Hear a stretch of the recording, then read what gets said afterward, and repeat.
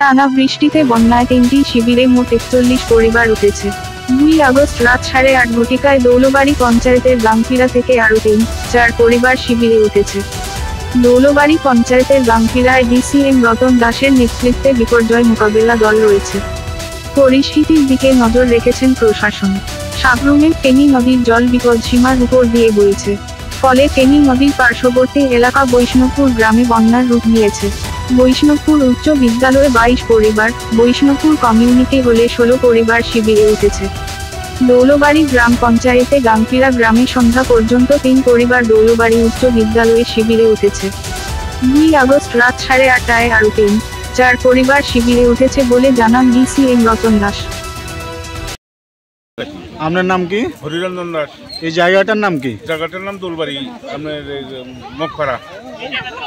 কয়টার দিকে আপনার বাড়িতে জল ঢুকছে? আমার বাড়িতে অন্তত ন্যূনতম 4টার সময়।